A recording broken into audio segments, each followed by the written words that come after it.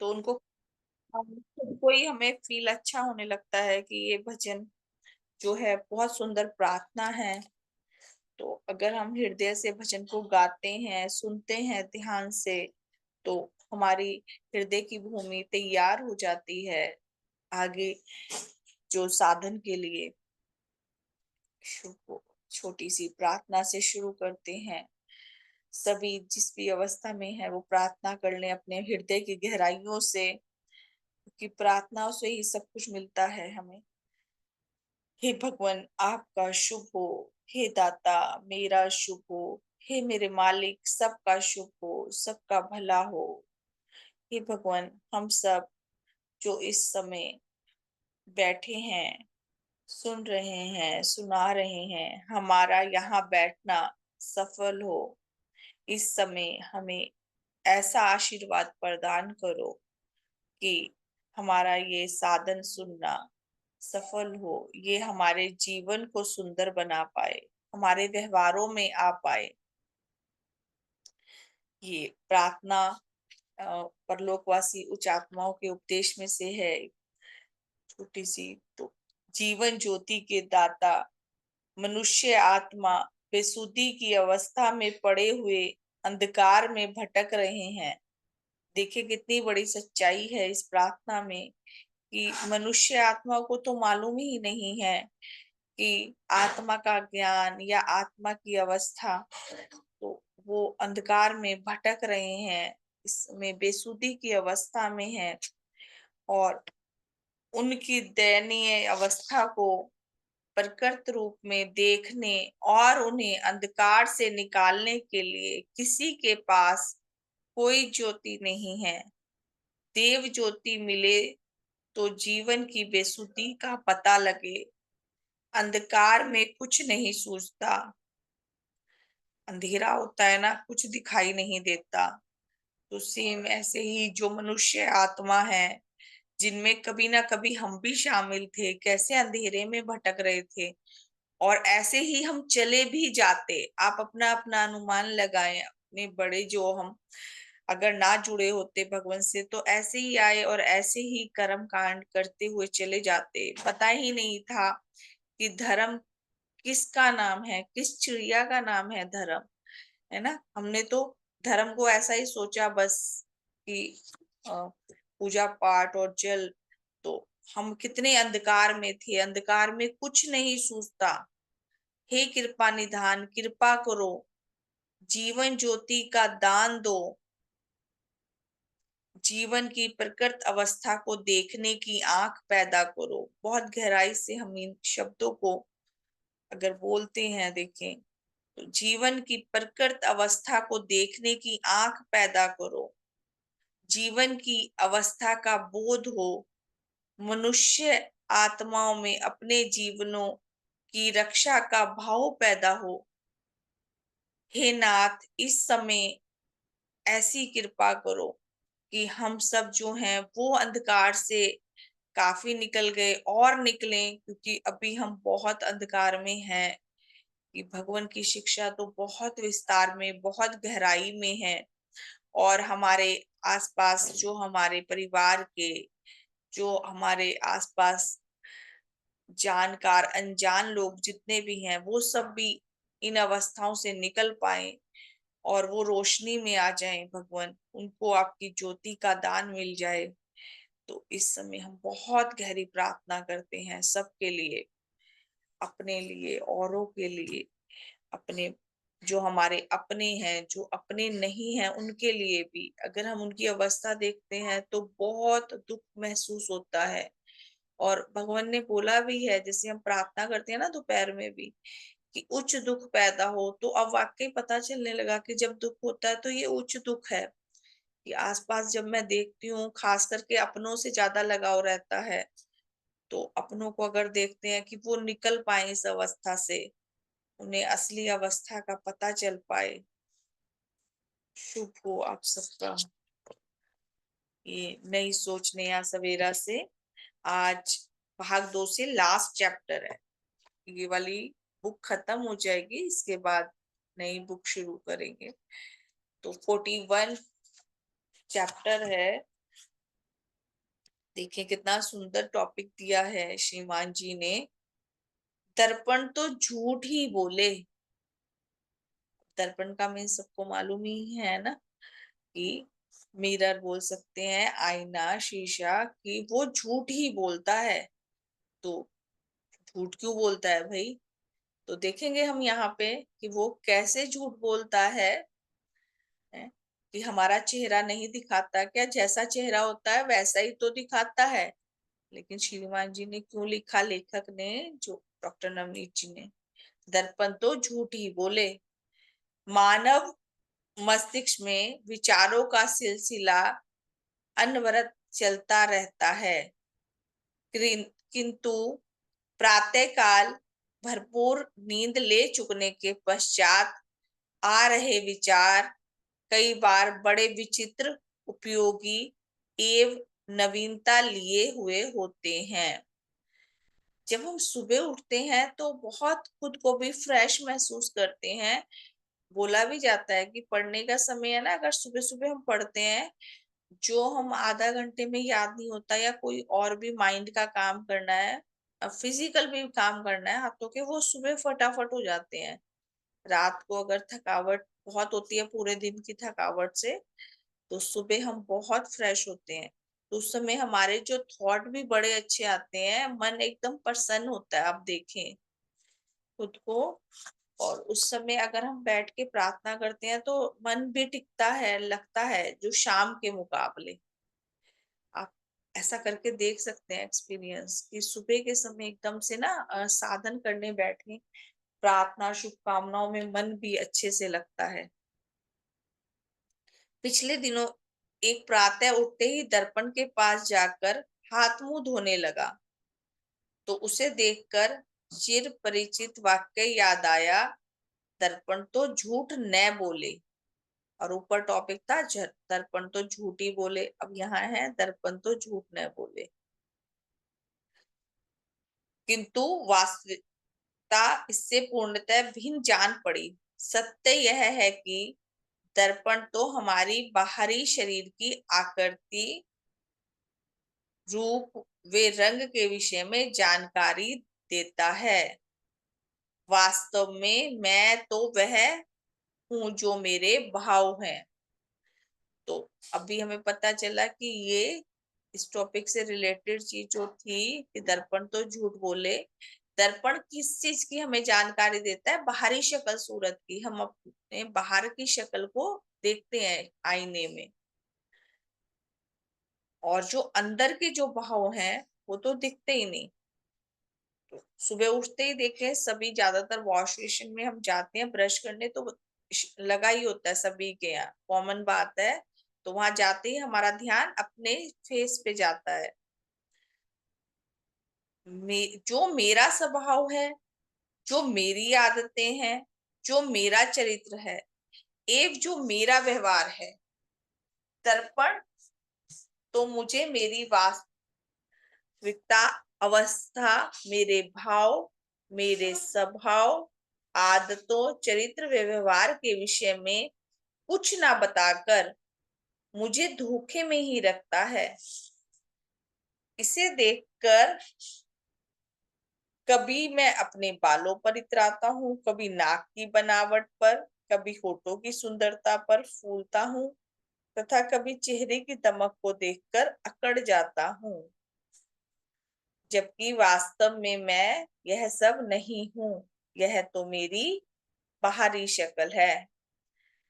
खुद देखें कि कोई कैसा भी है, लेकिन अपने चेहरे को देख के हमें खुशी होती रहती है कि हाँ, वो अलग बात है कि किसी के अंदर होनी भी चाहिए। जैसा भी हमारा चेहरा कुदरत ने बनाया तो बहुत सुंदर बनाया, तो उसे देख के हमें दुखी होने से क्या है, कि अगर मैंने कईयों के देखा, मन में रहती भी है हीन भावना सी, कि मेरा तो सुंदर नहीं हूँ, मेरी नाक नहीं, मेरा नहीं, जो हम चीज चेंज भी नहीं कर सकते।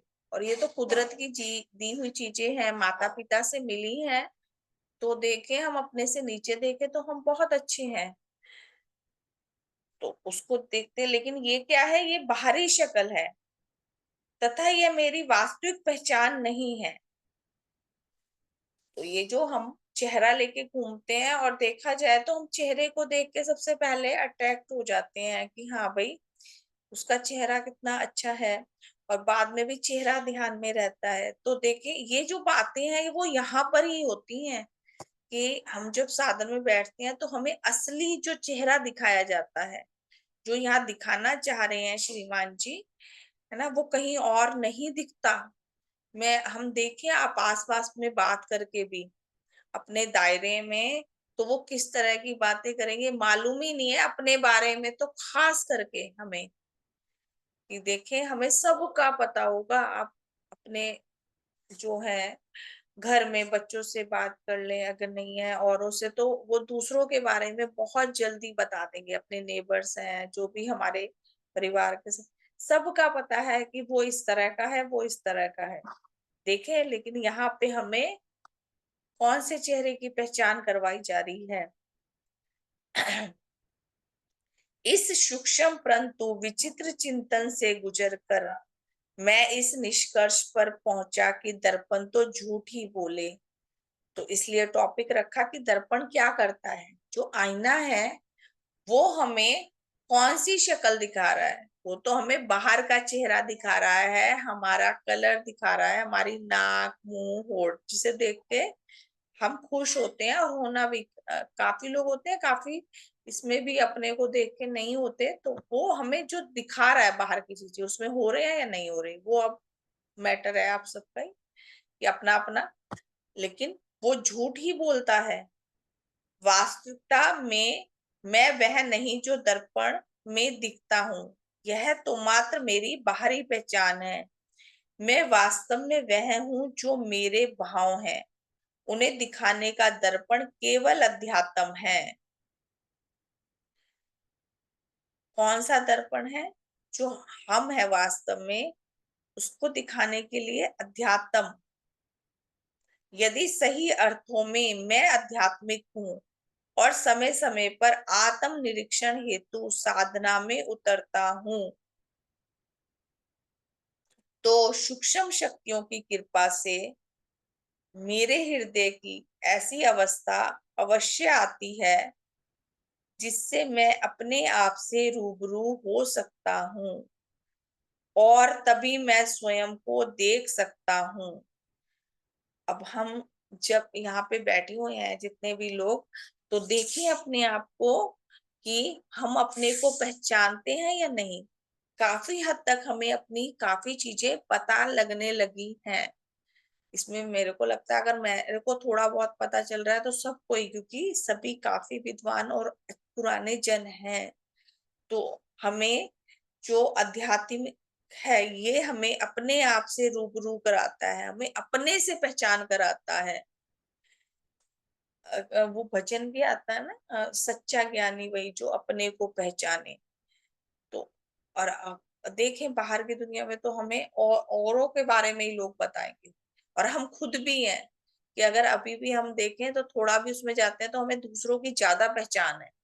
अब उसमें हमें जो ज्यादा पहचान है वो कौन सी वाली होनी चाहिए? ये भी अच्छी बात है कि दूसरों के बारे में हमें पता है, चलो इतना ध्यान तो रख रहे हैं। कई तो वो भी गौर नहीं करते, ना अपना पता ना दूसरों का भी नहीं पता, बस ठीक है अपना जीवन जिए जा रहे हैं, जैसा मेरा मन है मैं वैसे ही चलूं। अगर हमें दूसरों के बारे में ज्ञान रखना है तो कौन सा रखना है, ये भी हमें पता होना चाहिए। कि अगर हम उनके गुणों को देखेंगे तो हम भी गुणवान बन जाएंगे, हम भी उच्च अवस्था में पहुंचते जाएंगे। और सेम है, अगर हम उल्टा देखेंगे तो हम क्या होंगे? जैसा देखेंगे वैसे ही हम बन जाएंगे। जैसा चश्मा हम पहनेंगे वैसी ही तो दुनिया दिखेगी ना। कि अगर हम देखें, हरा चश्मा लगा ले तो हरी हरी दुनिया दिखाई देगी। तो ऐसे ही है, अगर हम सभी के अंदर गुण भरे हुए हैं, ये भी नहीं है, हर एक के अंदर कोई ना कोई जो है अच्छी चीजें हैं। बस हमारे देखने का नजरिया होना चाहिए कि हम क्या देख रहे हैं। हमारी नजर जो है ना, वो फटाक से गलत चीजों पे चली जाती है। इसने ऐसा करा, इसने ऐसा करा, या ये क्यों नहीं बदल रहा। सामने वाले पे हमारा जोर नहीं है, वो नहीं बदल रहा। ज्यादातर जो चल रहा है ना, दुनिया में वो सामने वाले का है कि उसने मेरे साथ ऐसा किया, उसने मैं तो इतना अच्छा था।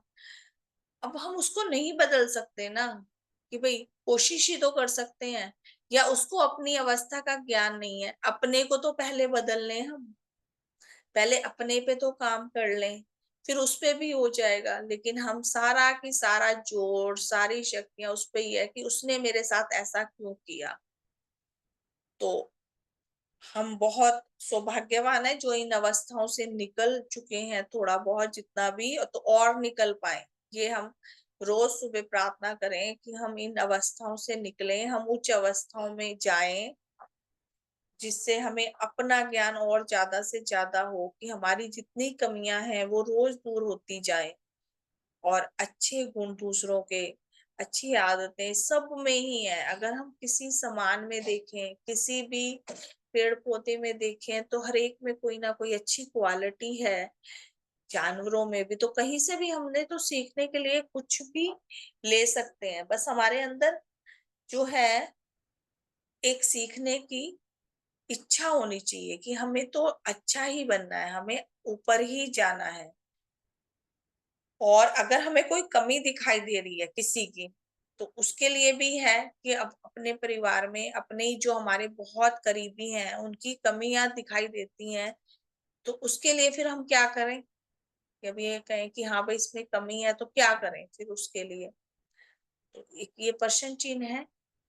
तो आप इसमें देखें कि हम क्या कर सकते हैं। प्रार्थना करें ना उनके लिए, गुस्सा नहीं करके। अपनी, मेरा खुद का है कि भाई कहना जितना आसान है, करना बड़ा मुश्किल है, कि जितना अच्छे से मैं बोल रही हूँ उतना कर भी पाऊं। ये बहुत गहरी प्रार्थना है, सबसे पहले मेरे अपने लिए। क्योंकि जब जो कोई बोलता है ना, तो उसके लिए तो बहुत एक मार्क लग जाता है, कि जब वो कहीं जाएगा, जितने लोग सुन रहे हैं अगर मुझे मिलेंगे, तो बोलेंगे कि हाँ, सभा में तो बड़े अच्छे अच्छे शब्द बोल रहे थे, और अब इनका व्यवहार देखो।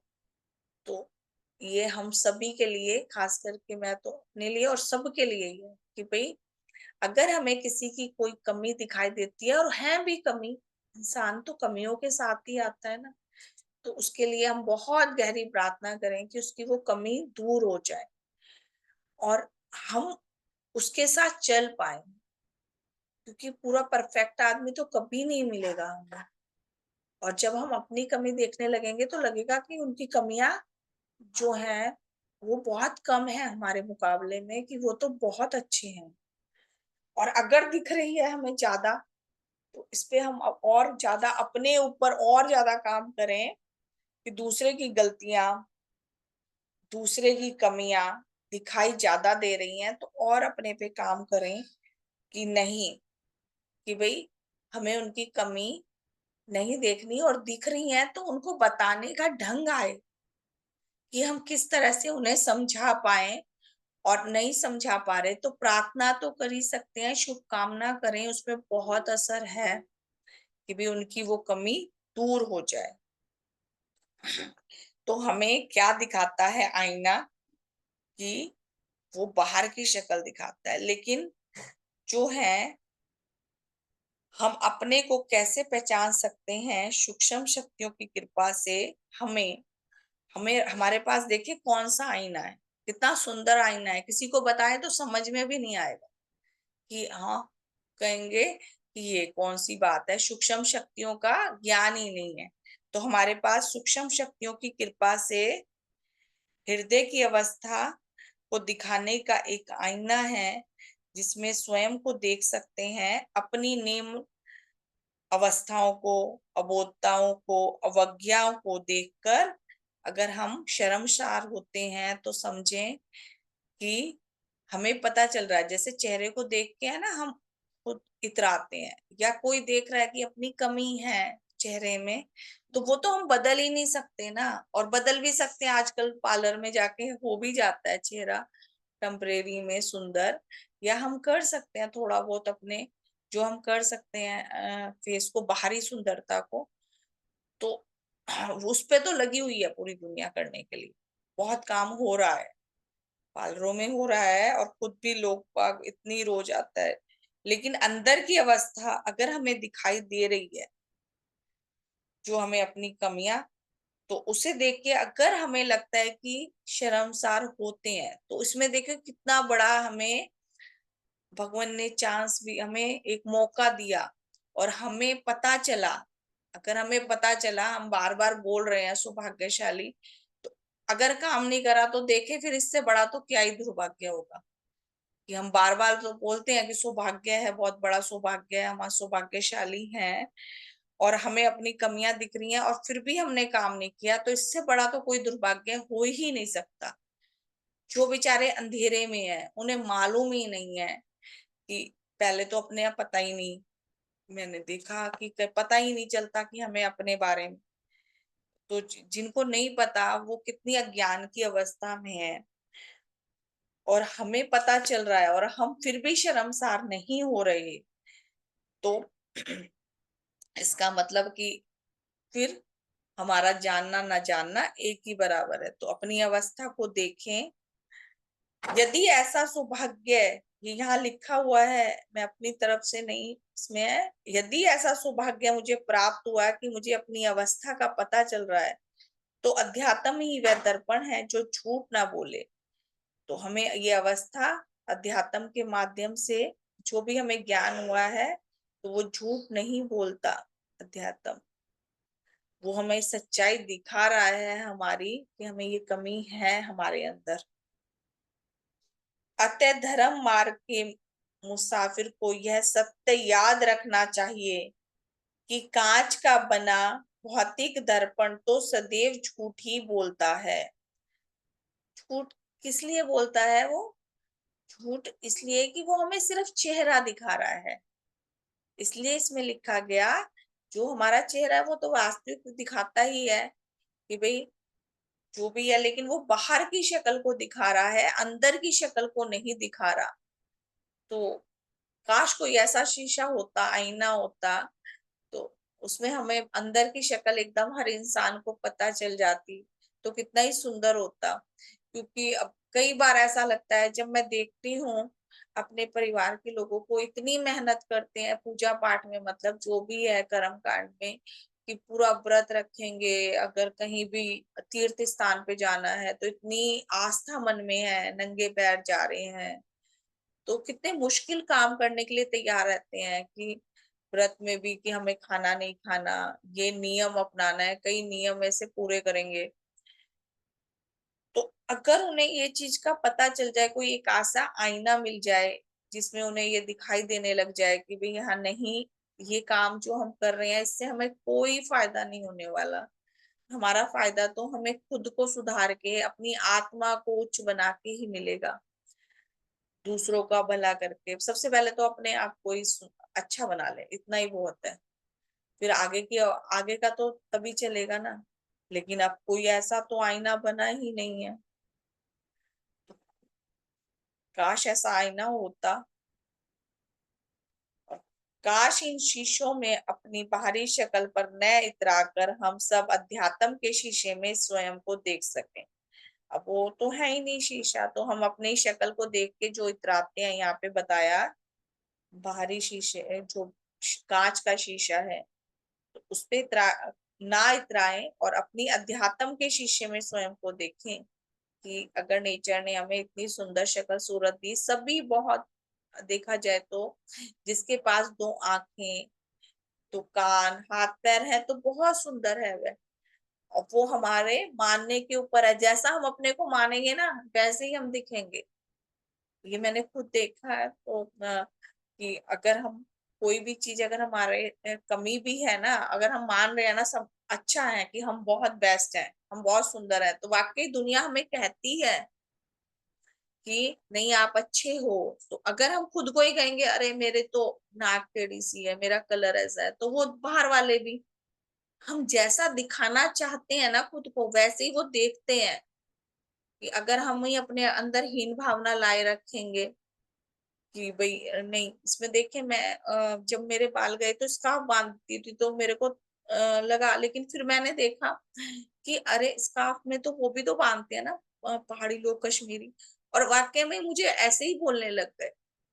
तो इसमें ये नहीं है कि मैं वैसे ही, तो हम जैसा हम चाहते हैं ना दूसरों को दिखाना, तो वो अगर हम खुद से हीन भावना रहे कि भाई मैं तो स्कार्फ बांध के घूम रही हूँ, कैसी लग रही हूँ, ये अंदर ही रह लें, लोग अंदर ही रहते हैं, बोला ऐसा एक दो ने मेरे को कि हाँ, क्या नाम है, ओहो क्या कैसे जिनको हुआ कि ये तो स्कार्फ देख के तो मेरा बड़ा मन डरता है, या पूछा, तो मेरे को तो उन्हें सुन के कोई ऐसा नहीं लगा कि भाई, और उनकी अवस्था पे ऐसा ही आया कि ऐसा क्यों सोच रहे हैं।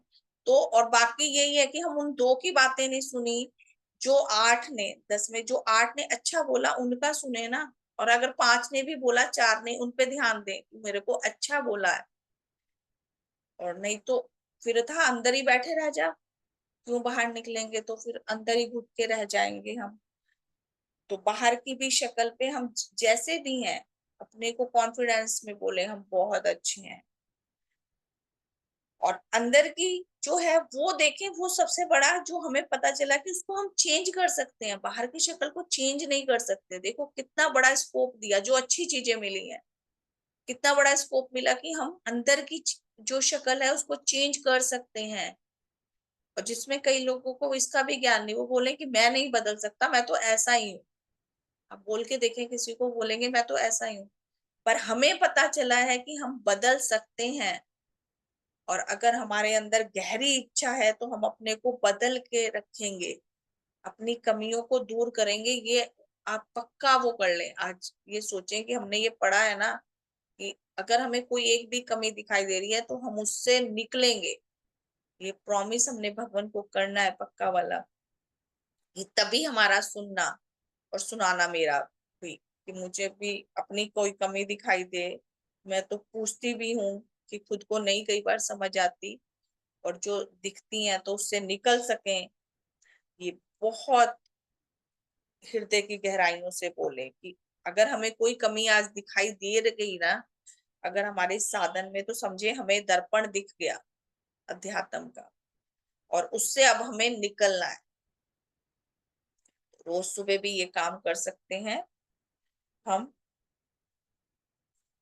काश इन शीशों में अपनी बाहरी शक्ल पर ना इतराकर, दोबारा से वो लाइन पढ़ रही हूँ, जो कांच के शीशे में हम इतराते हैं तो अध्यात्म के शीशे में स्वयं को देख सकें। आज जो हमें भगवान शीशा दिखा रहे हैं, वो रोज सुबह अब हमें देखना है कि अपनी कोई ना कोई कमी, सुबह या रात को सोते हुए, कि पूरे दिन में हमने क्या गलत किया, और उस पे बहुत दुख महसूस करें, जो उच्च दुख है, कि भाई लगे कि ये तो हमारा बहुत ही गंदा रूप है, इससे हम कैसे छुटकारा पाए, और फिर उसमें हम खुश भी होएं कि देखें कि हम तो इसको बदल सकते हैं, अपनी आत्मा का रूप जो है हम खुद से गढ़ सकते हैं, कि उसको कितना सुंदर हमें बनाना है, बना सकते हैं। ऐसा हम कर सकें, अपनी आत्मिक हानि को देख सकें, वे बच सकें, तथा आत्मा की उन्नति की राह पर अग्रसर हो सकें, ऐसी है शुभकामना। ये यहाँ श्रीमान जी ने जो हमें शुभकामना दी है कि भाई हम उन्नति की राह पर चलें, आत्मा को और सुंदर से सुंदर बना सकें। तो मेरे को तो खुद बड़ी, जिसे से पढ़ते हुए ना, बड़ी खुशी सी महसूस हो रही है कि वाकई में एक चीज हमें ऐसी भी मिली है, जो कि हम अपने हाथों से, जैसे कोई मिट्टी का वो होता है ना, कि हम अपने उस हिसाब से कुम्हार है। और आजकल ना जैसे जो कई जगह ना एक ऐसे वो लगते हैं मेले वगैरह, उसमें ना कुम्हार ऐसे बना, वो बनवाते हैं अपने हाथ से ऐसे। तो हम पूछते हैं वो कि क्या शेप देनी है, आपको गिलास बनाना है, आपको मटका बनाना है, तो वो अपने हाथों से उसकी शेप दिलवा देते हैं, कि ज्वेलरी बॉक्स बनवाते हैं, कितना कुछ भी बना लो आप मिट्टी के। कई कई जगह पे ना इस तरह से कुम्हार बैठे होते हैं, और वो अपने हाथों से शेप दिलवाते हैं, कि हमें बोलते हैं कि आप ऐसे। यहाँ पे हमें भी देखें कि हमें कितना अच्छा, मतलब एक वो मिला है स्कोप, या हमें एक ज्ञान जो भगवान ने ही दिया है, सिर्फ भगवान ने, कि हम अपने को सुंदर बना सकते हैं। तो हम बाहरी शक्ल को देख के कि हम रोते रहते हैं या खुश होते रहते हैं, वो हमारा बना वो है। तो हम जो अंदर की आत्मा की शक्ल है, आत्मा की शक्ल को हम खुद बनाते हैं, कितनी अच्छी बात है ना? कि बाहर की शक्ल माँ बाप ने दी, कुदरत से मिली, कैसे भी आई, उसके उस पे हम ज्यादा सोचते हैं तो हम अंदर की शक्ल को बहुत सुंदर बना। तो ऐसी बहुत गहरी प्रार्थना आप सबके लिए, मेरे अपने लिए, कि मैं और सुंदर बना सकूं अपनी आत्मा को, क्योंकि सुंदरता तो सबको ही अच्छी लगती है। जब हम बाहर की शक्ल को देख के अट्रैक्ट होते हैं ना, कि उसका चेहरा कितना सुंदर है, उसकी नाक कितनी प्यारी है, तो हमारी आत्मा की शक्ल जो हम खुद से गढ़ सकते हैं, उसे और सुंदर से सुंदर बनाएं। और देखा जाए ना, तो आप खुद देखें कि हम किसी की बाहर की शक्ल को देख के कितना समय जो है खुश होते हैं या अट्रैक्ट, तो वो बहुत कम समय ही रहता है। फिर जब उसका असली दिखना लगता है ना, कि वो तो गुस्से में जवाब दे रहा है, वो ऐसे बोल रहा है, तो फिर हम उससे दूर हट जाते हैं और उसका वो चेहरे भी चला जाता है, जो उसकी सुंदरता भी है ना, वो भी ऐसे लगने लगती है कि बोलने की तो तमीज नहीं है ना। देखिए, आप खुद देखें कि उनका चेहरा भी ना हमें अच्छा नहीं लगेगा फिर, कितना सुंदर से सुंदर इंसान हो, अगर वो आपसे तमीज से बात नहीं कर रहा है या आपको कुछ ऐसे शब्द बोले, तो उसका चेहरा भी क्रूप को लगने लगेगा। तो देखिए, बाहर की शक्ल भी बिगड़ जाती है। तो इसमें अब हमें मौका मिला तो हम, और अगर देखें कि चेहरा सुंदर नहीं है और उसका व्यवहार बहुत अच्छा है, तो वो हमें अपना लगने लगता है, वो सुंदर लगने लगता है, उससे बात करने का मन करने लगता है कि उससे बात करें। तो अब जो शक्ल मिली है हमें अच्छी बुरी, तो उसके साथ हम अगर अपनी आत्मा की शक्ल को सुंदर बनाएंगे, तो बाहरी शक्ल भी वो सुंदर हो जाएगी। ऐसा हम कर सकें, बना पाए। एक इसमें ना आज भगवान ने हमें एक देववाणी, मेरा पढ़ने का मन हुआ, अभी सुबह सुबह ही खोला मैंने ये, तो ये देखिए भगवान ने लिखी है, ये सत्य संवाद में देववाणी है, ये वहां से पढ़ रही हूँ। भगवान के शब्द हैं। तुम कहते हो कि हमें परोपकारी आदमी नहीं मिलेंगे, न सही, लेकिन अगर विकास के नियम का कोई इंतजाम है, तो ऐसे आदमी जो खुद गर्ज न रहना चाहते होंगे, अपना जिस्म, दिमाग, दिल और औरों को अर्पण करने का भाव अपने भीतर रखते होंगे, जरूर आएंगे। मैं चाहता हूं ऐसे आदमी मुझे मिले और मेरे इस काम में साथी बने। मैं इसमें कोई अपने शब्द ऐड नहीं कर रही हूँ, ये भगवान की वाणी है, देववाणी। आगे लिखा है, मनुष्य में धन, संतान, नाम और इज्जत आदि का इतना गहरा प्रेम है कि वह इनसे निकलना नहीं चाहता। सुबह उठकर जब हम ध्यान करते हैं, तो पता नहीं लगता कि किस तरह निकालें मनुष्य को इस अवस्था में। क्वेश्चन मार्क दिया है कि भगवान भी सोच रहे हैं कि जो मनुष्य है, अ, जो पूरी दुनिया समझ लें कि फंसी पड़ी है किसमें, धन अनुराग मनुष्य का, जो संतान अनुराग है, तो उन सब में तो वो भगवान भी कह रहे हैं कि किस तरह से निकालें, कि कितनी गहरी तड़प है कि नाम में, इज्जत में।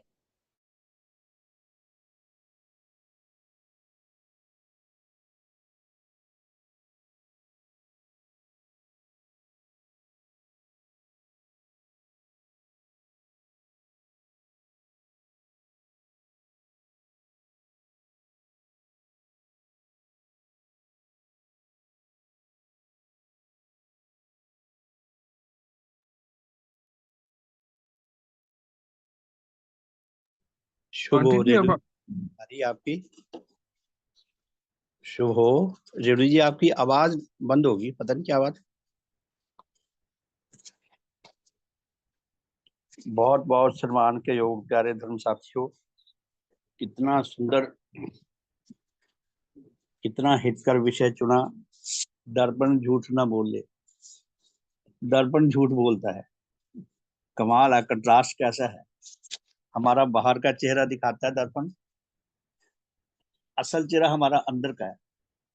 बाहर का चेहरा उसी अंदर के व्यक्तित्व का अक्स है, उसकी परछाई है। जिसका अंदर का चेहरा सुंदर है वो असल में इंसान है। अंदर का चेहरा भगवान देवात्मा का दर्पण है। मैं ज्यादा ना बोलता हुआ, कुछ प्रॉब्लम आ गई शायद उनके, रेणु जी के, सॉरी मैं बीच में कूद पड़ा, रेणु जी क्षमा चाहता हूँ।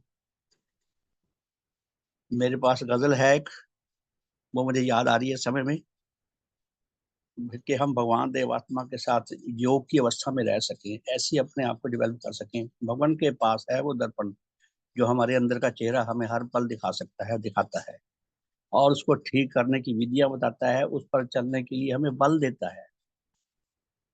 तो गजल है, मेरी कहकशां भी तू है, मेरा आसमां भी तू है। कहकश कहते हैं आकाश तो गंगा के, हे भगवान। शुभ शुभान जी, हाँ जी, वो नेटवर्क चला गया था। हाँ, आप चलिए कंप्लीट आप करा बोलिए। दीजिए, टाइम भी हो गया है प्रार्थना के साथ। तो ये भगवान की वाणी आप जो मैं पढ़ रही थी,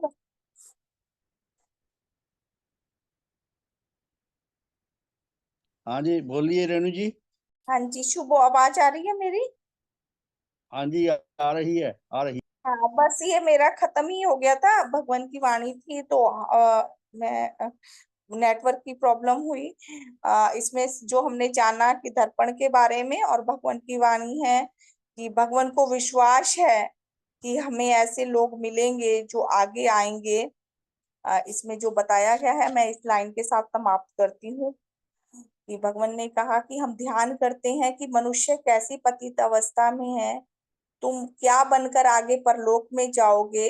अगर ऐसे ही लगे रहे अपने धन संतान और नाम इज्जत में, तो पतित और महाकंगाल, ये सब चीजें तुम्हें नेचर से मिली हैं, अपने और औरों के भले के अर्पण के लिए मिली हैं। हमको ऐसे आदमी मिले जो अपने और औरों के भले में अपना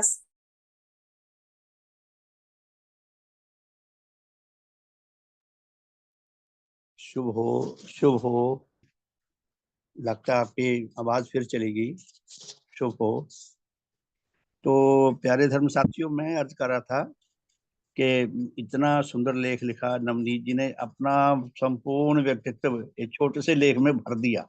कितने शानदार, कितनी सरल भाषा में, कितनी सार गर्भित, कितनी गूढ़ शिक्षा, कितना हमारे आत्म कल्याण को लेकर ऐसी शिक्षा हमें हमें ये परोसते हैं। और पुण्य भगवान ने हमें किस मार्ग में डाल दिया, कितने हितकर मार्ग में डाल दिया। इसी बात पे बताते हैं बेटे। परमात्मा के पास है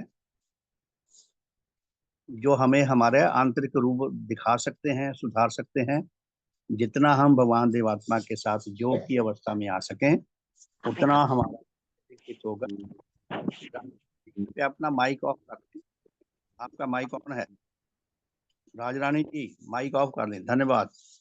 तो मैं अर्ज कर रहा था कि ये गजल है, ये भगवान देवात्मा को सामने रखकर लिखी गई है, मुझे ऐसा लगता है। गजल है, मेरी कहकशां भी तू है, मेरा आसमां भी तू है, कि हे भगवान, मेरी आकाश गंगा आप हैं। कहकशां कहते हैं आकाश गंगा को। मेरा आसमां भी तू है। आकाश गंगा जिस आसमां में स्थित करती है, वो आकाश भी आप हैं। मेरी कहकशां भी तू है, मेरा आसमां भी तू है, मेरी रह गुजर भी तू है। वो मार्ग जिस पे मुझे चलना है, मेरा वो मार्ग भी भगवान आप हैं। आप ही बता रहे हैं अभी जिस मार्ग पे चलना हमें। मेरा कारवां भी तू है। मेरे सहयात्री जो मेरे साथ चलने वाले हैं, वो मेरे सहयात्री भी आप हैं। प्यारे साथियों, भगवान देवात्मा हमारे धर्म के सहयात्री हैं, हमारे धर्म साथी सब सहयात्री हैं। हम हमें हमारे कितना हम कितने सौभाग्यशाली हैं कि हमें ऐसा वातावरण, ऐसे सदगुरु, ऐसी समाज, ऐसे धर्म संबंधी ऐसी शिक्षा मिल गई जो हमारा सर्वांग हित चाहते हैं। भगवान, ऐसे भगवान मिले, हमें सत्य ज्ञान से परिचित कराते हैं, सत्य बोध से परिचित कराते हैं। हमारी जो वास्तविक अवस्था है, वो जैसी हम शीशे में रोज देखते हैं और दर्पण में, ऐसी नहीं है। अंदर की अवस्था हमारी बहुत खराब है, और वो आत्मिक मृत्यु को लेकर जाती है। भगवान हमें बचाना चाहते हैं, भगवान हमें उच्च जीवन धारी बनाना चाहते हैं। तो सच्चा आध्यात्मिक दर्पण परम पूजनीय भगवान देवात्मा के पास है। हम जितना अधिक योग की अवस्था में आ सके भगवान के साथ, उनके मिशन के साथ, उनके सृजित किए हुए, उनके बनाए हुए धर्म साथियों के साथ, उतना हमें आध्यात्मिक दर्पण मिलता रहेगा, उतना हमारा मैल धुलती रहेगी, उतने हम साफ सुथरे सुंदर बनते रहेंगे, उतने हम उच्च जीवनधारी बनने की ओर अग्रसर कर सकेंगे। मैं ऐसा कर सकूं, आप सब ऐसा कर सकें, तो शुभ कामना करके आज के साधन को विराम देंगे। हे परम पूजनीय सत्यदेव श्री देव गुरु भगवान, आप अद्वितीय धर्म जगत के, अद्वितीय धर्म भवन के अद्वितीय शिल्पी हैं। सतगुरु, आपने ऐसे धर्म भवन का निर्माण किया है जिसकी निर्माण तिथि तो है, जिसकी विनष्ट होने की कोई तिथि नहीं है। आपके द्वारा निर्मित यह धर्म भवन नेचर की आत्मा है, विकास क्रम का मूर्त रूप है। आपके द्वारा निर्मित यह धर्म भवन समय के साथ साथ और सुदृढ़ और सशक्त और मजबूत होने के लिए है, विनष्ट होने के लिए नहीं है। जो जो समय आएगा, ये विकास क्रम का सच्चा साथी है, इसलिए त्यों त्यों ये मजबूत होगा। और जितने भी धर्म जिज्ञासु आत्मा विश्व में वर्तमान है, उन सब के लिए अति सुंदर, अति हितकर, अति कल्याणकारी, उच्च रस देने वाला, प्रफुल्लता देने वाला, धर्म मार्ग को प्रशस्त करने वाला, उस धर्म मार्ग पर चलने के लिए आध्यात्मिक बल प्रदान करने वाला स्थायी आश्रय स्थल है। भगवान, आपने बड़ी कृपा करके, बड़ी करुणा करके हमें अपने धर्म जगत में, अपने धर्म भवन में प्रविष्टि प्रदान की, हमें अपने धर्म में ग्रहण किया। आपको जितना धन्यवाद दें उतना कम है, आप पर जितने बलिहार चाहें उतना कम है। सतगुरु, आप धन्य हैं, आप धन्य हैं, आप धन्य हैं। हे भगवान, आपका सब प्रकार से शुभ हो, सब प्रकार से हित हो, सब प्रकार से मंगल हो, सब प्रकार से कल्याण हो। आपके परम श्रद्धेय माता पिता, दादा दादी, नाना नानी तथा अन्य सब महान पूर्वजों का शुभ हो। आपके सब वंशीजनों का, आपके सब सांसारिक संबंधियों का, आपके सेवक सेविकाओं का, आपके श्रद्धावानों का, आपके अनुयायियों का, आपके विश्वासियों का, आपके अनुरागियों का, हमारे इस लोकवासी तथा लोकवासी सब धर्म साथियों का, उन सब के पूर्वजों का, उन सब के वंशीजनों का, उन सब के सांसारिक संबंधियों का, उन सब के दोस्तों मित्रों शुभ चिंतकों का, सबका भले का मार्ग प्रशस्त हो, शुभ का मार्ग प्रशस्त हो। हे सतगुरु, हमारे श्रद्धेय माता पिता, दादा दादी, नाना नानी तथा अन्य सब पूर्वजों का, हमारे इस लोकवासी तथा पुलोकवासी सब भाई बहनों का, उनके परिवारों का, उनके बच्चों का, उनके नाती पुत्र का, हमारे सब वंशीजनों का, हमारे सब सांसारिक संबंधियों का, मनुष्य जगत का, पशु जगत का, वनस्पति जगत का, भौतिक जगत का, सबका भले का मार्ग प्रशस्त हो, शुभ का मार्ग प्रशस्त हो। हे देव, विश्व में जहाँ जहाँ कहीं अधिकारी आत्मा वर्तमान है, आपके देव प्रभाव शीघ्र से शीघ्र उन तक पहुंच सके, हमारे धर्म संबंधियों की गणना में अधिक से अधिक वृद्धि हो, सारे मनुष्य जगत को आपके विज्ञान में उनके धर्म की छत्र छाया में आकर अपना जीवन व्यतीत करने का, सच्चा आत्म कल्याण लाभ करने का सौभाग्य प्राप्त हो सके। आपकी महान संस्था में अधिक से अधिक योग्य आत्मा, अधिक से अधिक उच्च जीवनधारी आत्मा आकर सेवारत हो सके, अपने मनुष्य जीवन को सफल कर सकें, सार्थक कर सकें, और आपकी अद्वितीय महिमा को उपलब्ध करके सारे संसार में फैलाकर आपकी प्रसन्नता लाभ करने के अधिकारी बन सके। हे दाता, हे सतगुरु, काश नेचर में कोई ऐसी विधि विकसित हो सके जिससे अनाधिकारी आत्मा भी अधिकारी बन सके, उन सबके भले का मार्ग भी प्रशस्त हो सके, सबका शुभ हो, सबका हित हो, सबका मंगल हो, सबका कल्याण। भगवान देवात्मा की जय, भगवान देवात्मा की जय, भगवान देवात्मा की जय, भगवान देवात्मा की जय। सबका शुभ हो, सबका हित हो, सबका मंगल हो, सबका कल्याण हो, हमारे शुभ परिवार का शुभ हो, हमारी ये मंगल यात्रा निरंतर चलती रहे, सारे मनुष्य जगत को इस धर्म यात्रा में जुड़कर सच्चा आत्म कल्याण लाभ करने का सौभाग्य प्राप्त हो।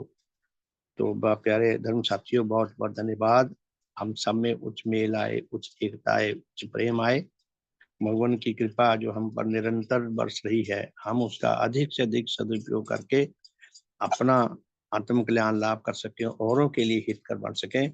सबका बहुत बहुत धन्यवाद। तो शाम को मिलेंगे जी 4:30 से 5:30 और रात को 8:40 से 9:30 तक। तो बहुत बहुत धन्यवाद। सुप्रभात। बहुत बहुत धन्यवाद।